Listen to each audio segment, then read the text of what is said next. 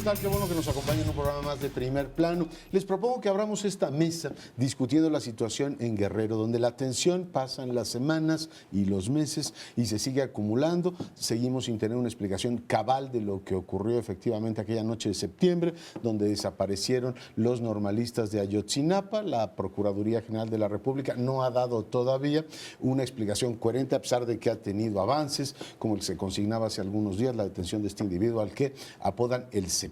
Mientras no haya todavía una versión concluyente por parte de la autoridad, hay otras versiones que están discutiendo en la opinión pública, como aquella que plantean algunos especialistas de que es absolutamente inverosímil e improbable que se hayan quemado a cielo abierto 40 y tantos cadáveres y que esto haya ocurrido, en fin, materialmente lo consideran imposible. A partir de ahí se ha abierto esta hipótesis de que en algún horno crematorio, en alguna institución hubiese podido ocurrir esto. Y, por supuesto, las sospechas de algunos sectores han ido hacia un cuartel del Ejército ubicado en Iguala. A partir de ahí, una de las demandas de los padres de los desaparecidos es que se abran los cuarteles. El gobierno, como todos ustedes saben, ha accedido finalmente que esto ocurra, es decir, que haya una verificación.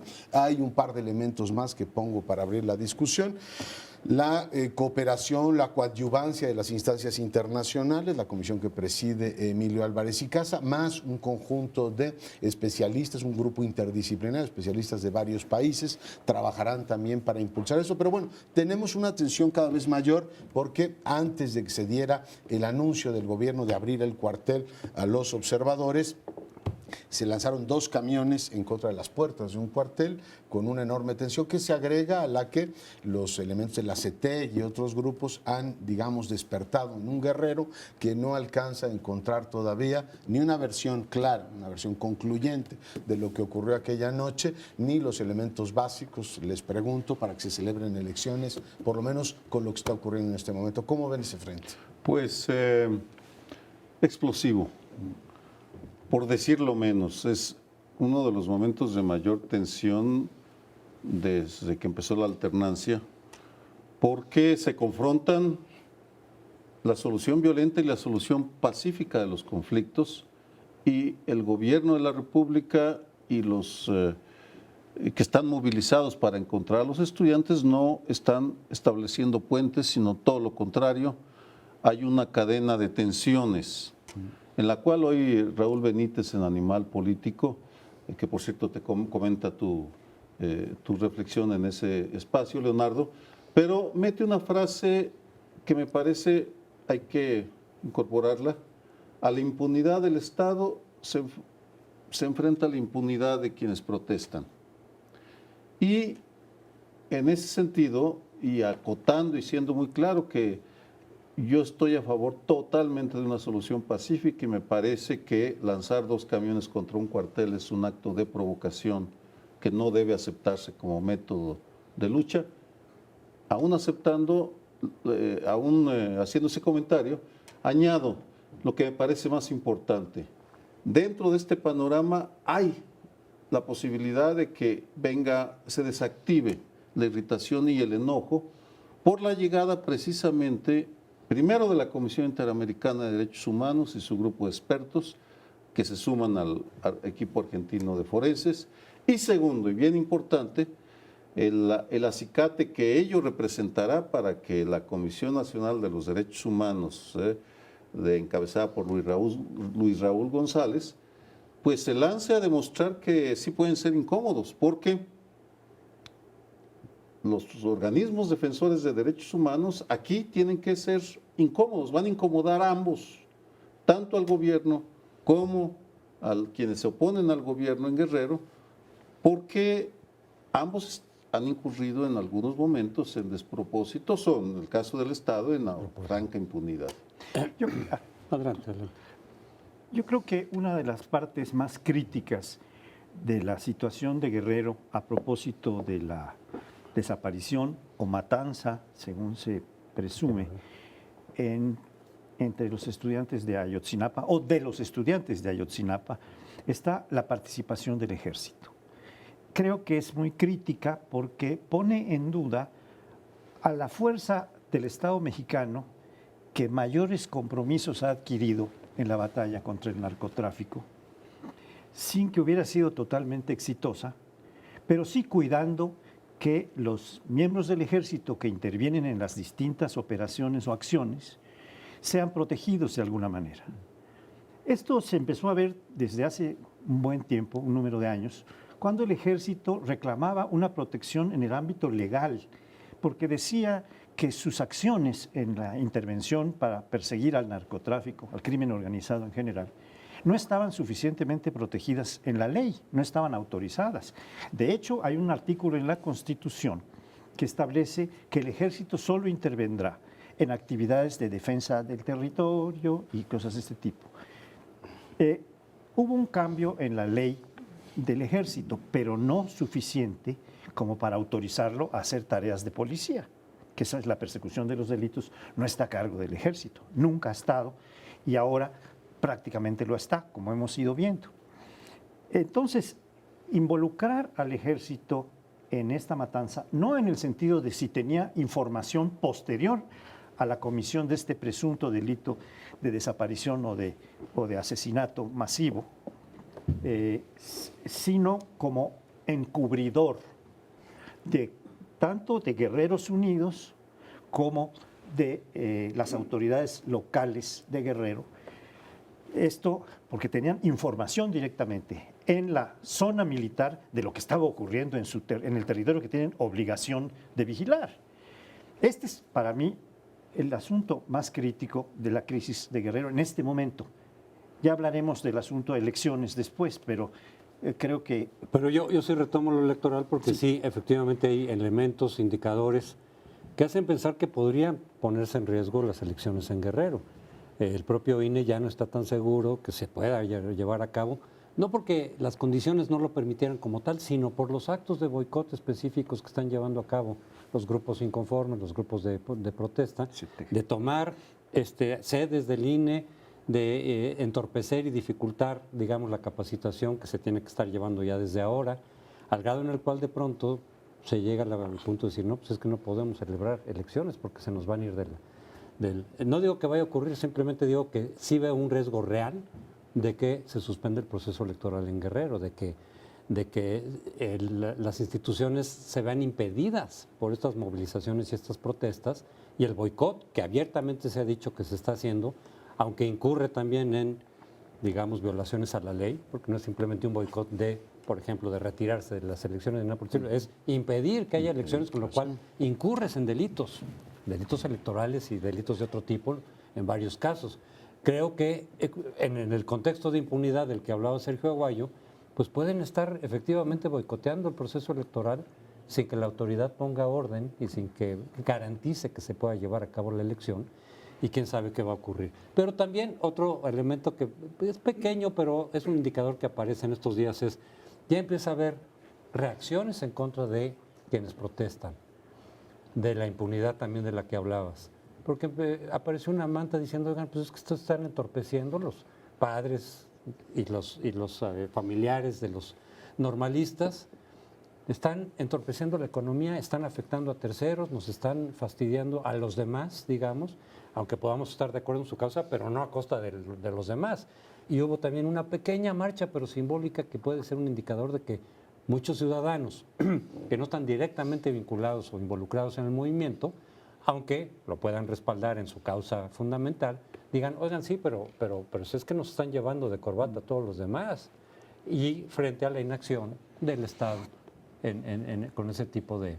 Cosa que ocurre en otros estados también, en Oaxaca es todas las semanas, ¿no? Es que se va abriendo, ¿no? Como un caleidoscopio. O sea, yo creo que la solidaridad de fondo y la exigencia nacional e internacional, porque el asunto tiene todavía un perfil global muy importante, es, oiga, el Estado mexicano tiene que dar una explicación cabal de qué es lo que ocurrió ahí. A partir de ahí puedes empezar a generar orden. Y es muy importante lo que decía Aguayo y comentaba Benítez de las mentiras que el gobierno ha dicho, porque este fin de semana, por ejemplo, el Universal hizo un recuento muy preciso de la distancia que ha habido entre ciertos hechos y las versiones oficiales. Empezando por la que ustedes quieran, terminando en Tlatlaya, donde nos dijeron una historia y al final acabó siendo otra. Por tanto, muchos sectores dicen, oiga, ¿y por qué le tengo que creer ahora pie juntillas a un gobierno que no ha dicho la verdad? En eso y en otras cosas, hasta en licitaciones estas de llave y todo lo demás, escandaloso que ha habido señalamientos del testigo social y el gobierno dice, no, aquí yo no veo absolutamente ningún problema. Por tanto, hay eso. Pero al mismo tiempo tienes grupos que se han, digamos, montado en esa demanda, uno para descarrilar el proceso electoral. Claramente, ha habido, tú señalabas algunas fricciones, un grupo de ciudadanos en Acapulco a los que iban a pedir su credencial de elector, aislaron a los maestros y les dijeron, a ver, señores, aquí nosotros venimos a hacer un trámite, ustedes no tienen derecho a bloquearnos la vida así. Y lo de ¿cómo se llama? Iguala, del cuartel de Iguala, por fortuna no acabó en balazos, pero pudo cualquier soldado decir, a ver, te lanzan un camión de doble remolque en contra de la puerta, tú puedes efectivamente ver ahí una clarísima provocación. Por tanto, tienes, por un lado, las mentiras tradicionales de un gobierno que no tiene credibilidad y un montón de grupos que yo veo hasta en el EPR ahí, que se están subiendo y dicen, pues ahora es cuando, como este gobierno no atina a dar una respuesta cabal y convincente de lo que ocurrió ahí, pues tienes digamos, caldo de cultivo terrible. Para mí el orden va a empezar no cuando salgan a reprimir a los de la CETEC, sino en el momento en el cual el gobierno dé una explicación cabal, convincente y razonable de lo que ocurrió ahí. A partir de ahí estará asistido para decir, a ver, señores de la CETEC, se les paga a los que van a trabajar y a los que no, ¿no? Muy buen planteamiento, pero me temo que las explicaciones vendrán más de la CNDH y la Comisión Interamericana que del gobierno mismo. Pero abordo otro ángulo que me parece bien importante. Estamos padeciendo en México 3 violencias muy diferentes. La violencia criminal, organizada, terrible. La violencia del Estado en contra de ciudadanos, Estado en general, y Ayotzinapa es un ejemplo clarísimo. Y la violencia de grupos sociales inconformes con lo que está pasando. Cada una tiene sus propias historias, se nutre de diferentes tradiciones, su lógica. Sostengo que el gobierno de Enrique Peña Nieto, que ya no es el Estado, sino el grupo que gobierna, no está sabiendo o no está demostrando que sabe manejar ni la violencia del Estado, de ellos mismos, ni la violencia social. Y introduzco aquí un ángulo que tiene que ver con la visita a los cuarteles. La causalidad no fue una acción muy pensada, sino una reacción ante la irritación para apaciguar, anunciada por Osorio Chong, el secretario de Gobernación, al que lanzaron al ruedo emulando lo que le hicieron a Angélica Rivera, que la lanzaron a apaciguar a la jaula de los leones y terminó pues toda arañada. Lo mismo le está pasando a Osorio Chong, que según diferentes versiones, ese anuncio de que se iba a abrir las puertas de, al parecer, todos los cuarteles, luego se dijo que solo el de Iguala, cayó como un balde de agua fría en las Fuerzas Armadas. Porque vamos, no estamos hablando de cualquier tema. Que yo recuerde una inspección ocular que por un lado se justifica, no es que esté en contra. Estoy señalando cómo el manejo, cómo se dio ese acceso a los cuarteles, pues muestra una explosividad al interior del grupo de Peña Nieto bastante reveladora.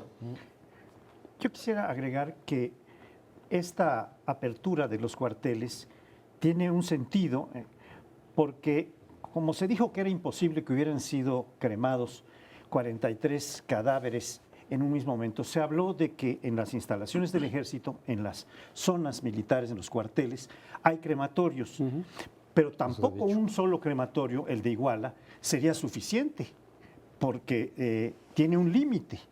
Entonces, el primer anuncio fue que se abrirían todos los cuarteles, en función de que en varios de ellos hay crematorios, o en muchos de ellos, no sabemos en cuántos. Pero finalmente nada más se abre el de Iguala, donde probablemente no hubo ninguna cremación, para sacarlos a otros lados donde posiblemente, digo, en una hipótesis, es absurdo pensar que lo iban a hacer en el mismo espacio donde estuvieron los asesinatos. Bueno, pues vamos a hacer una brevísima pausa, estamos de regreso en un instante, esto es el primer plano. Bueno, pero mientras estas dificultades se están dando en Guerrero, el proceso electoral continúa.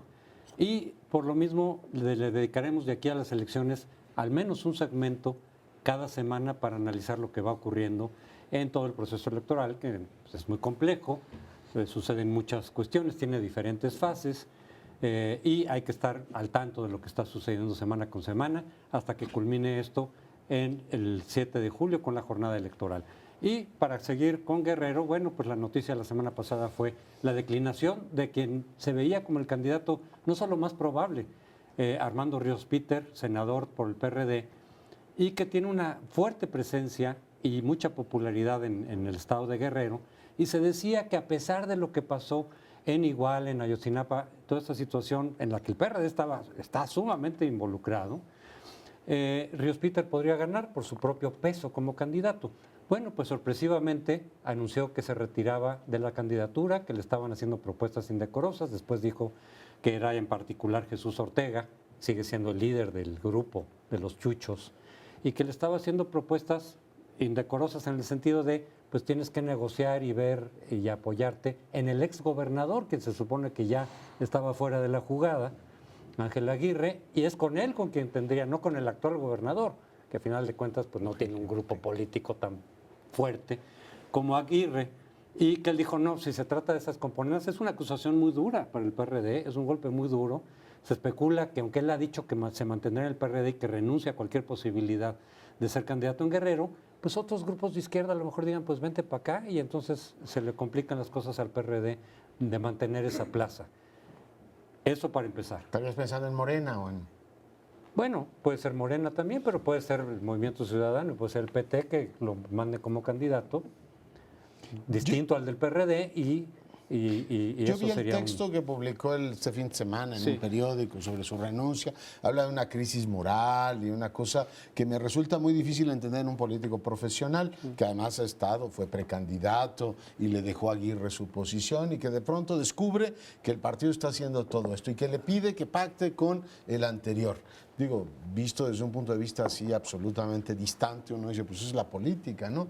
Y además el principio general es usted acepte todos los pactos siendo precandidato y ya que gane los deshace, que esperaríamos que un político profesional y Podía hacer comprometido con la democracia hiciera eso, ¿no? Y que limpiara el Estado. Yo veo en el caso del PRD, por decirlo de una manera muy llana, una voluntad absolutamente indeclinable a no resolver el tema de Guerrero. Es decir, no solamente no enfrentan que llevan 2 administraciones perredistas que han sido un fracaso, la de Seferino y la de Ángel Aguirre, o sea, que verdaderamente han controlado ese Estado todo este tiempo, intentan reproducir con el proceso sustitutorio de Ríos Peter el candidato de unidad, entonces están planteando que sea el senador Sofío o la secretaria Beatriz, que dice, no, es que ahora sí vamos a tener un verdadero gobierno de izquierda, porque hemos tenido gobiernos de izquierda diluidos con priistas, como es el caso de Aguirre. A mí me parece con empresarios como... o con empresarios como Seferino Torrealba. A mí me parece muy poco serio que, dada la crisis que tiene Guerrero, el partido que ha estado gobernando y que en principio tenía más posibilidades de ganar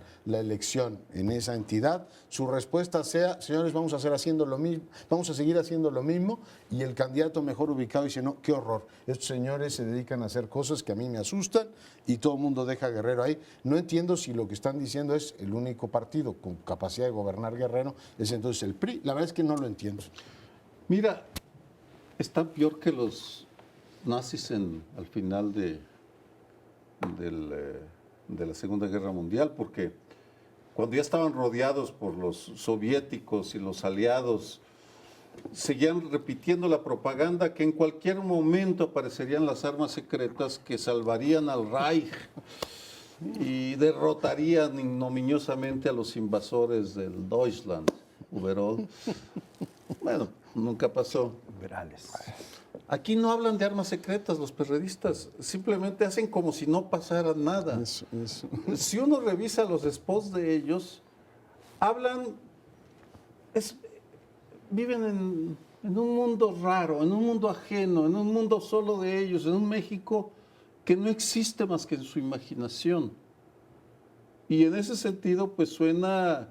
yo desconozco, por supuesto, las intrigas entre Ríos Peter, de qué tribu es, porque ya me perdí. Estaba apoyado por los chuchos. Estaba apoyado, bueno, mira. Y con ellos se confronta ahora. Ahora se confronta con ellos y de repente reaparecerá hablando de democracia y contra la corrupción con René Bejarano, por supuesto, o en fin. No me sorprende ya nada de ellos, pero la actitud de uno de los ejercicios de negación más metódicos, sistemáticos y absurdos, porque ya no les creemos nada. ¿Alguno de ustedes, de nosotros o del auditorio, le cree a las declaraciones del PRD? Pues me gustaría, si es así, me gustaría conocerlo. Cuando hablas de un mundo raro, ¿no te estás refiriendo a la letra de la canción de Por José supuesto. Alfredo Jiménez? Y si quieren saber de mi pasado, es preciso decir otra mentira. Di Muy que bien. vienes de allá, de un mundo raro, que no sabes de amor, y que nunca has llorado.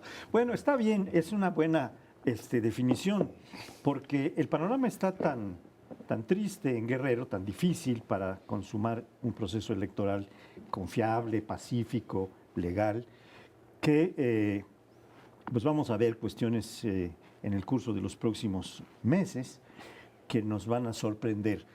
Entre otras cosas, estamos ya teniendo información todavía muy filtrada, no confirmada, de que, por ejemplo, Morena, porque el Guerrero es una entidad de la izquierda, alterna con el PRI. Hay entidades en donde el PRI contiende con el PAN y otras en donde contiende con el PRD o con la izquierda en este caso. La izquierda inicialmente en Morena había dicho que su candidato sería Mazón, pero una manera de sacar esta... Luis Mazón se llama. Mazón, Sí, sí, el Luis Mazón, secretario el que que fue el promovió a secretario y Barca, lo ponió, sí. y era secretario de Salud en el gobierno de Aguirre, etcétera. Bueno, ese lo están ya, sin Dejando decir de lado. ya no lo vamos a lanzar, están lanzando a otros. Ellos lo han hecho en varios movimientos Morena, y dicen ahora que van a lanzar a Pablo Sandoval, el nieto de un gran dirigente comunista que tuvo una gran pues actividad política en su estado, Guerrero, y que es un joven profesional, creo que es abogado, y está siendo promovido para lanzarlo como el candidato de Morena, que será la alternativa limpia de la izquierda, la que no limpia entre comillas, porque en Guerrero hay estas dudas de si López Obrador, al haber apoyado o haber sido apoyado por Mazón y haber apoyado a Mazón para promoverlo como candidato presidencial, gubernamental, pues tiene alguna responsabilidad. Pero, en fin, el panorama va a estar muy oscuro. Además de este asunto que está promoviendo la CETEG, que es no solo no hacer elecciones, sino tratar de impedirlas. Sí, y el como boicot. estamos viendo, ya lo decía José El boicot, Antonio, ¿no? con acciones físicas que son, pues, comisiones de delitos. Para Porque- llevar el análisis ahora más allá de Guerrero, porque en lo electoral están pasando varias cosas a nivel nacional en diferentes estados, pues tenemos por un lado que las precampañas que tienen su tiempo definido, que estamos ya en ellas, en realidad no están funcionando para lo que se supone que son. Los partidos están decidiendo las candidaturas por criterios no democráticos, no de elecciones abiertas, mucho menos de primarias, como ocurriría en otros países, sino por componendas, por sus cotas, por sus rivalidades. Tenemos, por ejemplo, el caso de Margarita Zavala, que queda excluida como candidata para diputada. Madero se impone y en la lista de plurinominales con posibilidades de llegar, pues eso es pura gente de Madero. Y eso a mí por lo menos me sugiere que esta ruptura del PAN que viene desde antes de la elección del 2012 no ha sido superada. Siguen ahí de alguna manera aflorando esas rivalidades y esas diferencias. Pero el caso es que tanto el PAN como el PRD siguen con esas divisiones y a final de cuentas las candidaturas se están decidiendo por otros criterios que no tienen nada que ver realmente con buscar a los candidatos idóneos. Dice el PRD que estén fuera de sospecha, por lo de Abarca, evidentemente, pero pues con unos criterios que de democráticos no tienen nada. Y en cambio, por ejemplo, el PAN utiliza los tiempos para los que tienen los partidos para hacer publicidad genérica, que es lo normal de los partidos. Sale el presidente del partido actual, Ricardo Anaya, pero lo están utilizando de promoción personalizada para Moreno Valle, de Puebla, que ya se está lanzando, ya se sabe que está aspirando a la presidencia como candidato del PAN.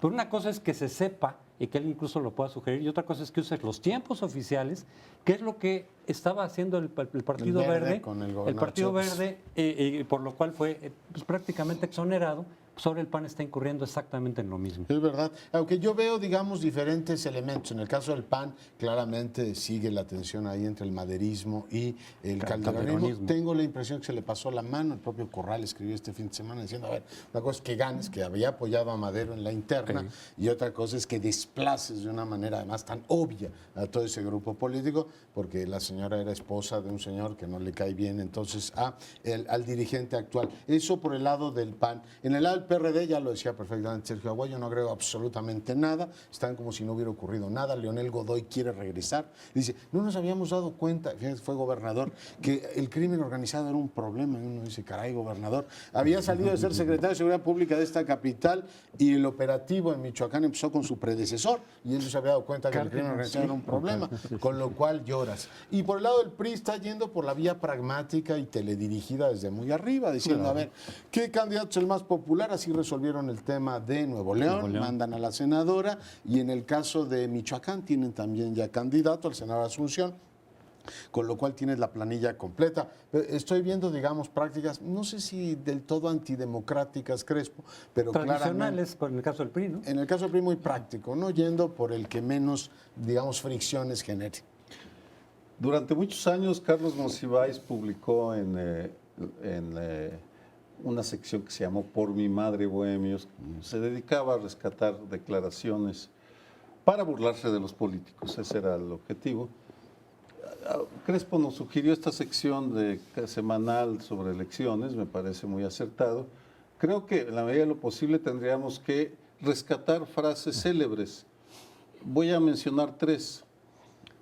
Uno, la promesa de que costarían menos las elecciones. Resulta que van a costar 65% más y nos van a costar este año más de 30,000 millones de pesos. Por mi madre, Bohemios. Por mi madre, Bohemios. Aclara, siendo elección intermedia, que debería de costar mucho menos que la presidencial. Luego, hace unos días, Ciro Murayama, el consejero del Instituto Nacional Electoral, declara que los partidos son indispensables para la democracia y que están funcionando, que están construyendo la democracia. Por mi madre, Bohemios. Y finalmente, y a los 2 días, Francisco Guerrero, ex consejero del IFE, dice, las elecciones de este año serán de las más caras, las menos concurridas y menos legítimas de la historia. Podría agregar nada más el escenario de Nuevo León, donde se elige una candidata contra todas las predicciones en función del show de tener mucho más popularidad que las otras. Y también en el PAN hay una candidata, Margarita Arellanes. Van a ser 2 mujeres las que contiendan en Nuevo León. Muy bien. Bueno, regresamos en unos minutos. Pues ahora nos vamos al sainete del Distrito Federal en materia política y varias otras, porque están renunciando o pidiendo licencia, entiendo que 14 de los 16 delegados, para irse a contender a diversos otros puestos. Y esto toma a algo más que a los del Partido de la Revolución Democrática, que es el que tiene 13, porque son 14 los que están pidiendo licencia. Y eso pues está trayendo una serie de reacciones, una que pues no es muy sólida, de la Coparmex, diciendo que está contra los candidatos chapulines que no han terminado su tarea en un sitio y brincan a otro para hacer una lista y pedir que no se vote por ellos. Bueno, están en su derecho. Yo creo que no es eso tan grave. Yo en eso estoy de acuerdo con algo que sostenía María Amparo en uno de sus artículos. La ambición de los políticos es perfectamente aceptable en el sentido de que, bueno, llega un punto en el que terminan y pueden pasar a otro.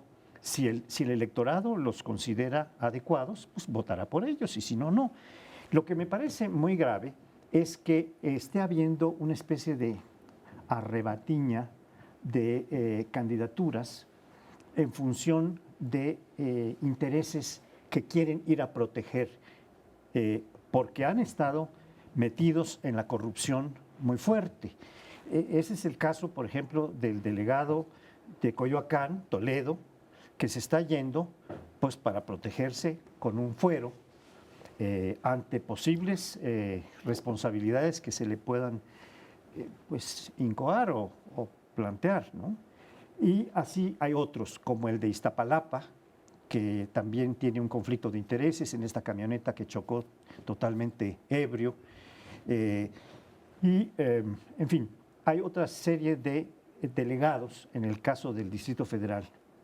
Y hay otros sainetes que se están armando en esta ciudad a propósito del proceso electoral y a propósito de diversas imputaciones de responsabilidad que están teniendo por corrupción autoridades emanadas del PRD.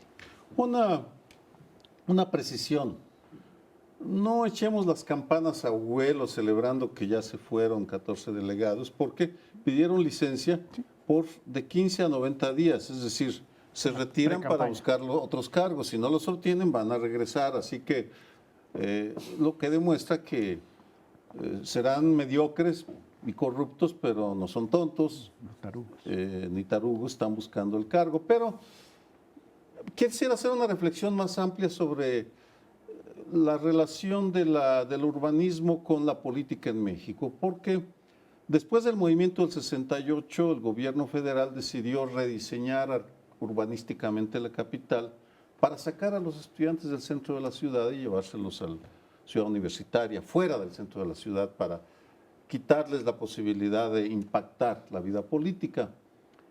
Desde hace años se da un fenómeno en todo el país, pero es muy visible en la capital, de que en cada elección proliferan los cambios de uso de suelo, porque es la manera como los políticos pues hacen su cochinito de los llamados desarrolladores. Me gustaría compartir con ustedes la impresión de que por toda la ciudad están proliferando los edificios, en parte porque es año electoral. Tal vez sería un fenómeno que valiera la pena que estudiemos, porque ya tenemos elecciones mediocres que además están contribuyendo a un deterioro en nuestra ya por sí mala calidad de vida. Yo tengo la impresión de que es así, pero bueno, habría efectivamente que corroborarlo. A mí lo que me sorprende enormemente, no sé si a ustedes, es que la experiencia que el PRD, la izquierda en términos generales, en nuestro país tenía, inspirándose en lo que otras izquierdas hicieron, por ejemplo en Europa, el efecto demostrativo de buenos gobiernos locales, te llevan a venderte como una opción de gobierno a nivel nacional y demostrar que tú puedes hacer las cosas de otra manera. En este caso se han empeñado en verdaderamente quemar, triturar, incinerar su prestigio. Yo entiendo perfectamente que las reglas llevan a que haya chapulines, nuestro sistema político está hecho así, pero detrás de la queja de los empresarios, de la iglesia, de un amplio número de voces es, oiga, se van y además son unos ineptos, dejaron un chiquero en todas sus demarcaciones, no hicieron absolutamente nada. Es decir, el regaño más que a las propias reglas del sistema político es la gestión es pésima. Además fueron, en algunos casos, como lo señalaba Paoli, acusados directamente de corrupción. Por lo menos se cuidaron, le taparon el ojo al macho, es decir, Valencia no va, el de Iztapalapa, mientras ciertamente lo investigan. Pero ¿a qué voy? O sea, no solo es una pésima gestión. Después del escándalo de la Casa Blanca, Peña Nieto se ve obligado a hacer pública su declaración. Con todos los problemas que tiene, hoy la podemos evaluar. El Distrito Federal hace públicas, versiones públicas de las declaraciones patrimoniales de todos los funcionarios, no de los delegados, de los funcionarios, y son versiones absolutamente, no sé si las vieron, absolutamente imposibles de comparar. Te dicen, tengo 4 casas y tengo 3 cuentas de banco. Bueno, ¿eso qué me dice? ¿Que es una casa como la del Club de Golf de Videgaray o es una casa de interés social? ¿Tiene usted una cuenta de banco con 80 millones o tiene usted una cuenta de banco con 8,000 pesos? Es decir, no hay ningún elemento para comparar, con lo cual tú dices, oiga, están triturando su posibilidad de poner, digamos, un paso adelante en lo que es la gestión en materia de transparencia, en materia de buenos gobiernos, y lo que están entregando es, oye, ya se van los delegados. Yo creo que pues mucha gente está hasta contenta de que se vayan estos. Hoy Mancera dijo claramente, mi opinión es que no deben regresar al cargo. Yo creo que tiene un, digamos, como un dato político, a lo mejor regresan, pero ya vieron en estas 2 semanas los arranques que hubo, pero es escandaloso, y lo que está quedando en el imaginario colectivo es una pésima y opaca gestión de una izquierda en el Distrito Federal. Recuerdo una columna de Juan Villoro en el que comparó a Miguel Ángel Mancera con una esfera de Navidad, por inerte y Pues porque no se mueve. Pues son bonitas las esferas. Pues bonito y no se mueve. Pero son muy frágiles, ¿no? Las esferas. También. Pero haciendo el análisis de la capital, bueno, pues también nos da pauta para decir que al PRD, que le va a ir bastante mal en esta elección en general, por sus divisiones internas y por la fractura que ya viene de tiempo atrás de López Obrador, ya empezamos a ver las salidas de personajes importantes.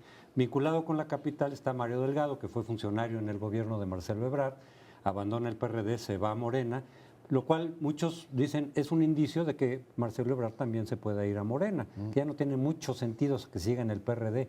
Marcelo Ebrard se lo está peleando también Movimiento Ciudadano, a lo mejor para llevárselo como coordinador, eventualmente si mantiene el registro Movimiento Ciudadano. Pero lo que también se está viendo en algunas encuestas es que Morena puede quedar por arriba del PRD en la capital por lo menos. No diría yo que a nivel nacional, eso en todo caso todavía no está muy claro, pero en la capital sí. Aquí puede ser un golpazo para el PRD, marca diablo.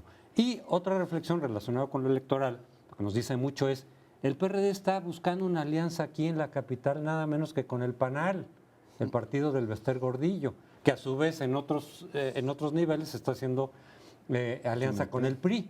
Y de nuevo, eso lo hemos visto elección tras elección, pero vemos de nueva cuenta esta cuestión de hacer alianzas con un partido en alguna zona y totalmente con otros partidos distintos en otras zonas o en otras regiones en el mismo proceso electoral, lo cual nos habla de la absoluta falta de congruencia ideológica de los partidos, de que todo es la cuestión del cálculo político, a ver en dónde puedo ganar más o menos, y que la cuestión de propuestas, de ideología, no tiene absolutamente nada que ver con los cálculos que hacen los partidos. No, y hay quien dice que ya están pensando que el candidato presidencial PAN-PRD sea el gobernador de Puebla, pero digo, todavía es especulación. Eso, ¿no? Yo creo que es una especulación bastante temprana. Por eso, porque, es una especulación. digo, sí, pero en 3 años, con este movimiento trepidante de la política, pues pueden pasar muchísimas cosas.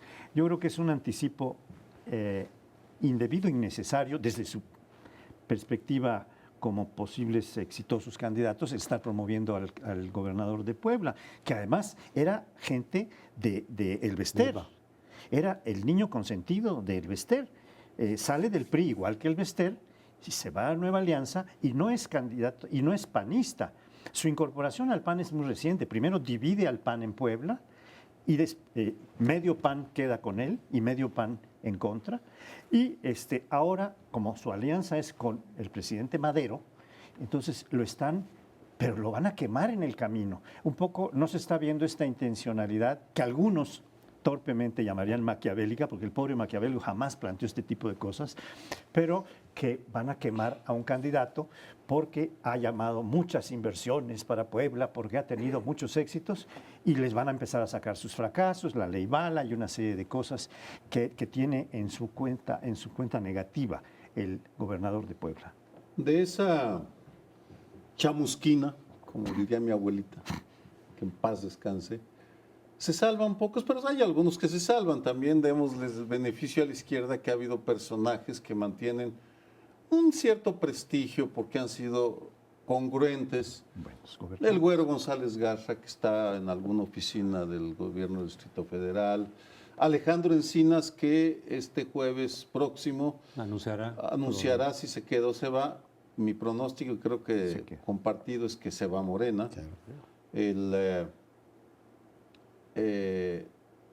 Cuauhtémoc Cárdenas, yo sigo pensando, no, por supuesto, hablo de la izquierda, sí. no del PRD, hablo de la izquierda.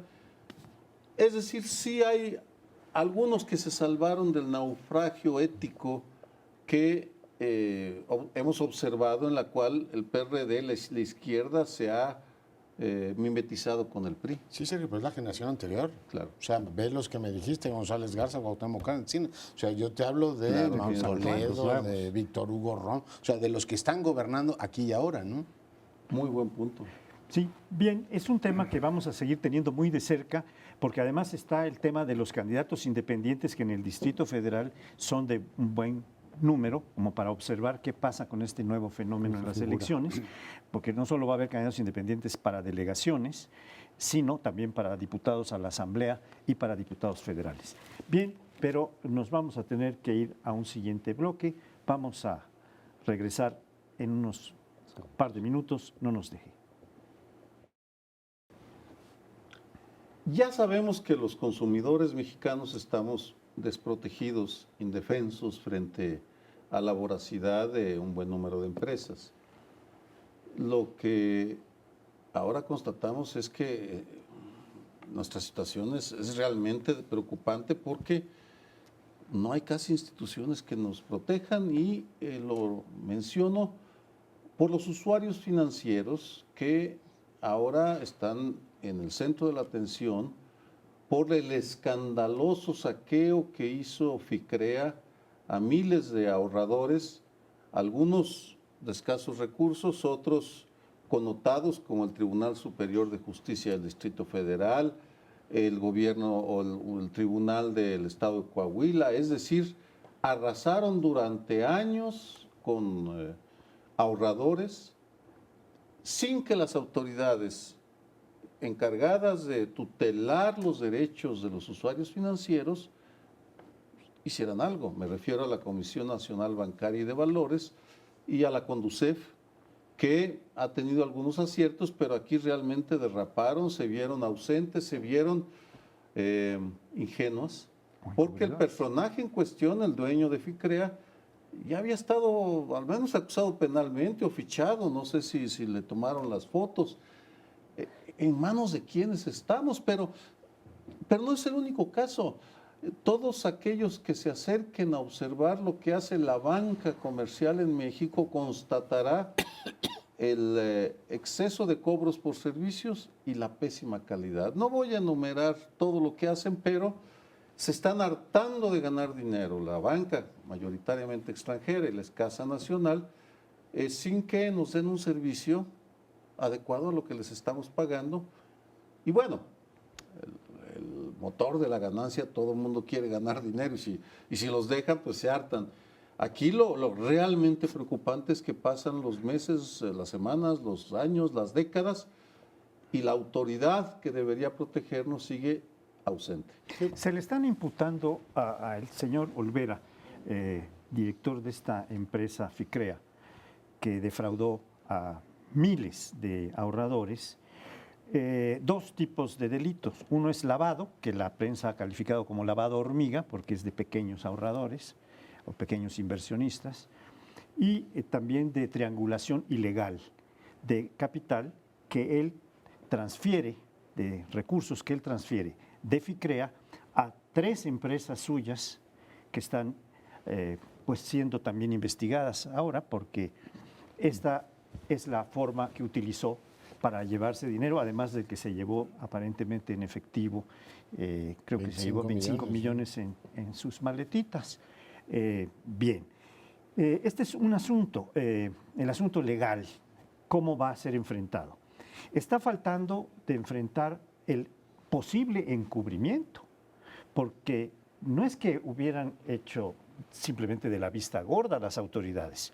Es una empresa que tuvo tal cantidad de inversionistas, 6,000 y pico de inversionistas o de ahorradores, porque hay inversionistas y hay ahorradores. Y aquí viene al punto la otra cuestión que quisiera yo comentar, que entre los ahorradores había una ambición, porque FICREA ofrecía una tasa, lo cual pues, es válido en la competencia de servicios financieros. Más elevada. Pero lo que me entra como un interrogante es las entidades del Estado que utilizan recursos que el contribuyente aporta, ¿están para ahorrar, para especular, para ganar tasas más altas o están para realizar una función pública que la ley les encomienda y les autoriza? Y yo tengo mi duda de que aquí los tribunales superiores de Coahuila y del Distrito Federal muy particularmente no tengan responsabilidades. Ya están saliendo a decir que fueron engañados. Bueno, ¿y por qué ustedes, si todos los recursos públicos se invirtieran en especulación, en la bolsa?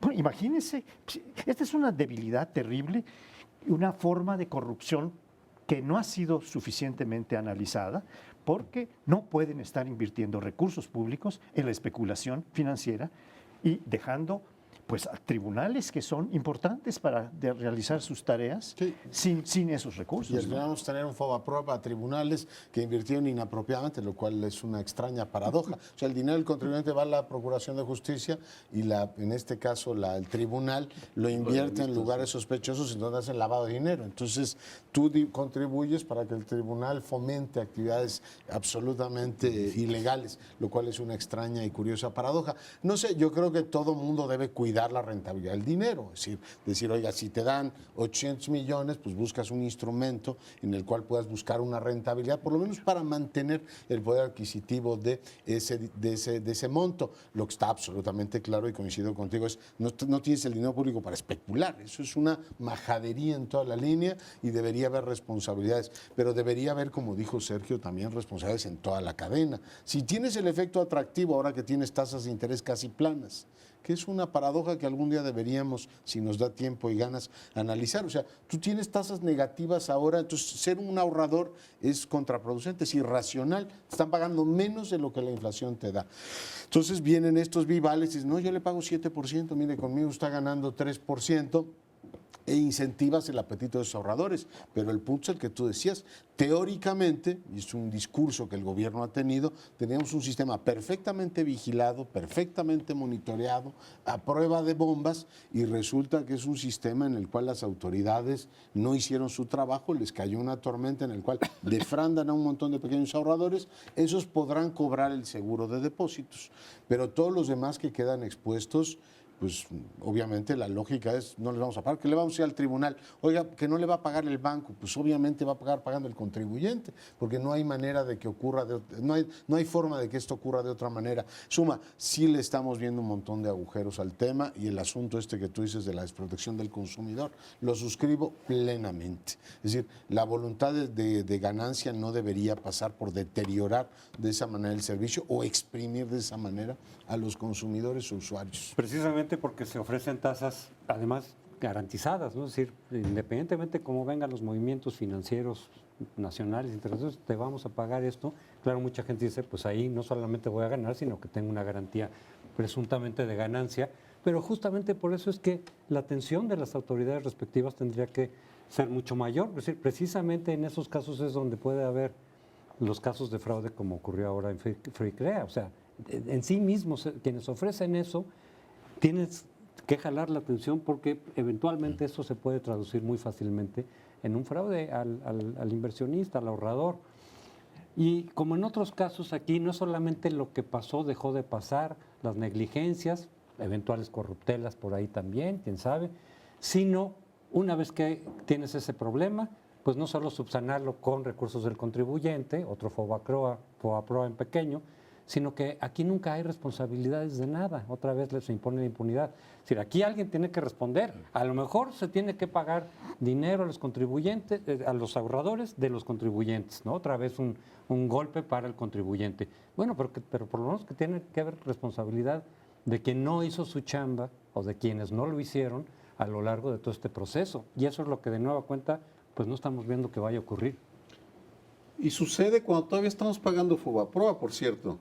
Cada año, si toman la molestia de revisar el presupuesto de egresos de la Federación, allá aparece una partida bien gorda, bien chancha de pagos del saqueo que nos hicieron durante los años de Salinas. En fin, quisiera recapitular porque de repente, si observamos y recordamos, los tres grandes temas que abordamos muestran una terrible indefensión de la ciudadanía. Derecho a la vida y derecho a la integridad, pues totalmente vulnerados, como lo demostró Ayotzinapa, en donde quedó claro que al Estado no le importan las víctimas. Luego pasamos al tema de los derechos políticos, porque no solo tenemos derecho a elecciones libres y confiables, sino a que los partidos que en el papel deben representarnos, pues se comporten con un mínimo de congruencia y ética, y pues el tono que empleamos osciló entre el sarcasmo y el pesimismo, y terminamos como con los usuarios financieros. Seguimos siendo los mismos, el mismo ciudadano que es víctima de la violencia y de la desatención del Estado, y de los partidos también es víctima de la banca comercial y de las autoridades que no los vigilan. En ese sentido, pues es una situación terriblemente ofensiva y agresiva, porque además no parece haber propósito de enmienda como uno esperaría. A fines de año y a principios de año, todos escuchamos la publicidad de que los usuarios de la telefonía móvil íbamos a pagar 19,000 millones de pesos menos este año. Falso. No están bajando las tarifas. Están ofreciendo compensar de otra manera, pero no están bajando las tarifas como se nos prometió durante todo el 2015. 14. Es decir, 14. Perdón, todo el 2014. Bueno, me estoy adelantando porque soy Las muy promesas del 2015. y muy sensible, soy capaz. No queremos ser así terriblemente pesimistas, pero pues nos parece nuestra obligación decir lo que no solo lo que pensamos, sino lo que las informaciones nos dicen, porque nuestro oficio es procesar, masticar información para beneficio del auditorio. Pues muchas gracias y nos veremos la próxima semana.